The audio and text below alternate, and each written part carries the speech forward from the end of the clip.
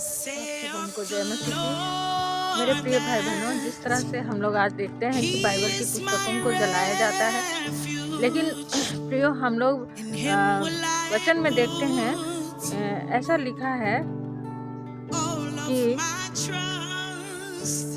यीशु मसीह अपने 12 चेलों को एक और ले जाकर कहता है, देखो हम यरूशलेम जा रहे हैं और मनुष्य के पुत्र के संबंध में नबियों के द्वारा जो कुछ लिखा गया है वह सब पूरा हो। इसका मतलब है कि यीशु मसीह अपनी आने वाली बातों को बताता था और वे सारी बातें यीशु मसीह के जीवन में पूरी हो रही थी और अब भी पूरी हो रही है, जो यीशु मसीह के आगमन के पहले से ही नबियों ने लिखा था। और वही सारी बातें अभी हम लोग देखते हैं कि बाइबल में लिखी हुई है। तो बाइबल की पुस्तक ऐसी पुस्तक है प्रियो, एक पवित्र सामर्थ से भरी हुई, पवित्र आत्मा के द्वारा प्रेरित, पवित्र आत्मा के द्वारा कहा गया, प्रेरित किया गया बातों को लिखा गया है। और पवित्र आत्मा जो परमेश्वर का आत्मा है, उसने लिखने के लिए कहा और परमेश्वर के चुने हुए जन जो नबी कहलाते हैं उन्होंने लिखा।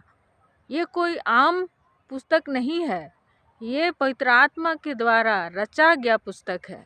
और उसमें हम सारी बातों को देखते हैं जो भविष्यवाणी की बातें हैं, जैसे कि यीशु मसीह के आने का भी भविष्यवाणी किया गया था। कुंवारी मरियम से जन्म लेगा, इस बात की भी भविष्यवाणी हजारों साल पहले की गई थी। और यीशु मसीह जब इस दुनिया में आया तो उसने वही बात अपने चेलों को कहा कि जो कुछ तुम नबियों के द्वारा लिखा गया है, जब तुम देखोगे सुनोगे तो वह सब पूरा होगा। तो यीशु मसीह उन सारी भविष्यवाणी की बातों को पूरा करने आया था और पूरा किया। तो हम लोग देखते हैं प्रियो कि हम लोग बाइबल की पुस्तक में पाते हैं कि एक मसीहा आएगा और वो लोगों को निजात दिलाएगा, लोगों को पापों से।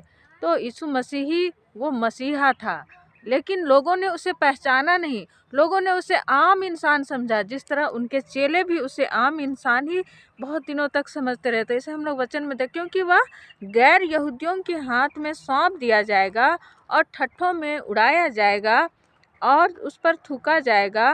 कोड़े लगाने के पश्चात वे उसे मार डालेंगे, तब तीसरे दिन वह जी उठेगा।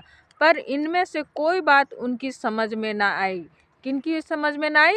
उनके चेलों के समझ में ना आई। अतः यह बात उनसे गुप्त रही और जो बातें कही गई थी वे उन्हें समझ ना पाए। Praise the Lord.